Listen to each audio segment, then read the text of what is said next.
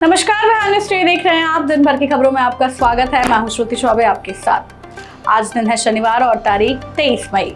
आइए नजर डालते हैं बिहार की आज की मुख्य खबरों पर। एआई समिट में सम्राट चौधरी का बड़ा बयान। पटना में एआई समिट के उद्घाटन पर मुख्यमंत्री सम्राट चौधरी ने कहा कि बाहर रहने वाले बिहारियों को अब राज्य के विकास में योगदान देने के लिए लौट आना चाहिए। उन्होंने अफसरों को चेतावनी भी दी कि काम लटकाने वालों पर 30 दिन में सस्पेंशन होगा और पुलिस को अपराधियों पर 48 घंटे में सख्त कार्रवाई का निर्देश दिया। मैंने तय किया है कि 10 दिन तक यदि किसी ने काम नहीं किया तो मेरा कार्यालय उसको पहला नोटिस देने का काम करेगा। 20 दिन में उसको सीएमओ दूसरा नोटिस देगा, तीसरा नोटिस उसको 25 दिन पर देगा और 30 दिन तक यदि उसने कोई ऑर्डर नहीं किया तो 31वां दिन मुख्यमंत्री के आदेश से वे स्वयं ही निलंबित हो जाएंगे। उनको किसी ऑर्डर की जरूरत नहीं है। और ये टेक्नोलॉजी आपका है, एआई का है, लेकिन हम लोग इसको आगे बढ़कर कर रहे हैं। और अब तो पुलिसिंग में भी इसकी जरूरत है साथियों। यहां डीजीपी साहब बैठे। मैं अभी दिल्ली गया था जब AI summit. Bihar AI summit में छात्रों और इनोवेटर्स का हंगामा। बिहार में पहली बार आयोजित एआई समिट में छात्रों और इनोवेटर्स ने जमकर नाराजगी जताई। आरोप है कि रजिस्ट्रेशन कराने के बाद भी कई छात्रों और इनोवेटर्स को अंदर जाने नहीं दिया गया। बैंगलोर समेत कई राज्यों से आए लोग 40 डिग्री गर्मी में घंटों बाहर खड़े रहे, जबकि पुलिस सभी को गेट पर रोक कर रखी थी।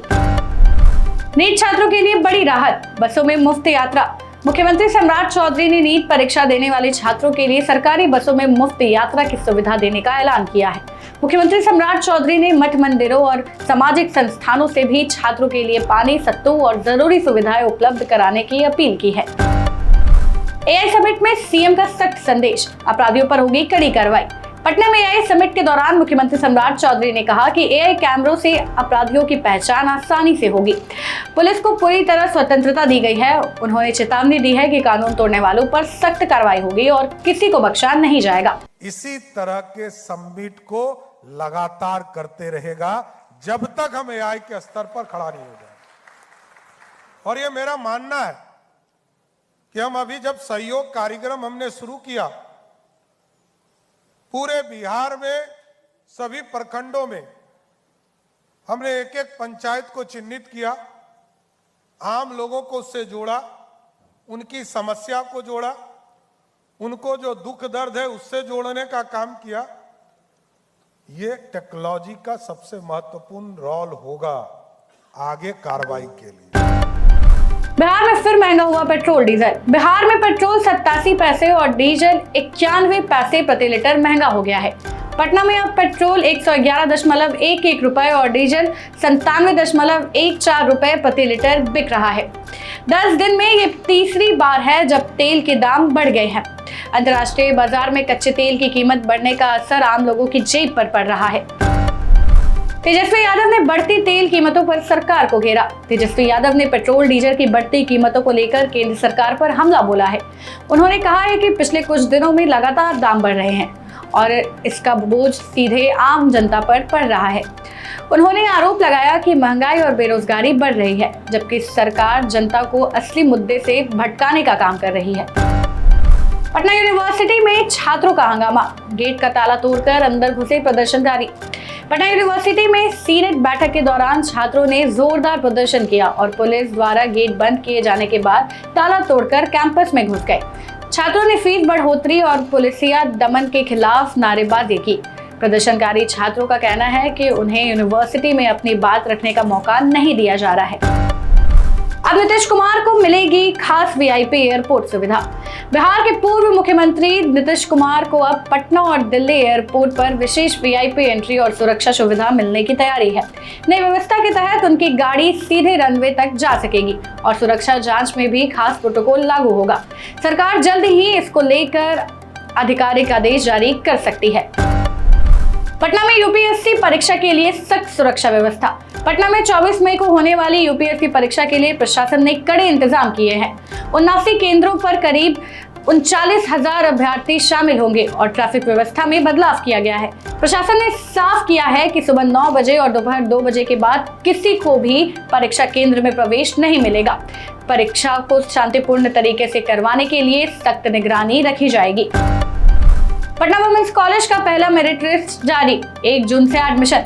पटना वुमेन्स कॉलेज ने सत्र 2026-27 के लिए पहली एडमिशन मेरिट लिस्ट जारी कर दी है। कंप्यूटर एप्लीकेशन और बिजनेस एडमिनिस्ट्रेशन कोर्स में चुनी गई छात्राओं का एडमिशन 1 जून को और वेटिंग लिस्ट वालों का 4 जून को होगा। वहीं कॉमर्स कोर्स के लिए एडमिशन 2 जून को सुबह 8:30 बजे से 11:30 बजे तक किया जाएगा। छात्र नेता दिलीप कुमार को मिली जमानत, पटना कोर्ट का फैसला। टीआरई 4 आंदोलन के दौरान गिरफ्तार छात्र नेता दिलीप कुमार को पटना सिविल कोर्ट से जमानत मिल गई है। वे 8 मई से जेल में बंद थे और उनकी रिहाई को लेकर छात्र लगातार आंदोलन कर रहे थे।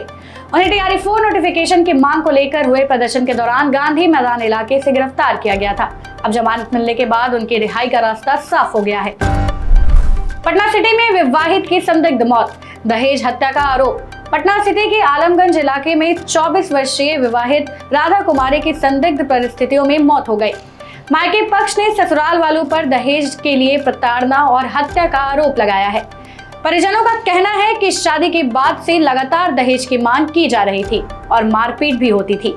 पुलिस मामले की जांच कर रही है और शव को पोस्टमार्टम के लिए भेज दिया गया है।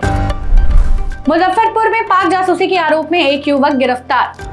बिहार एटीएस ने मुजफ्फरपुर से मुस्तफा नाम के एक युवक को गिरफ्तार किया है, जिस पर पाकिस्तान के नेटवर्क से जुड़े होने और देश विरोधी गतिविधियों में शामिल होने का आरोप है।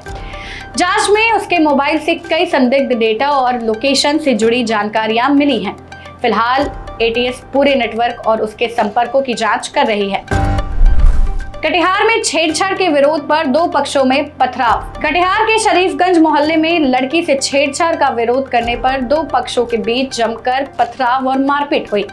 इस घटना में लड़की के पिता घायल हो गए हैं। स्थानीय लोगों का आरोप है कि इलाके में लड़कियों के साथ छेड़छाड़ की शिकायत पहले भी की गई थी। घटना के बाद डीएम और एसपी मौके पर पहुंचे और दोषियों पर कार्रवाई का भरोसा दिया।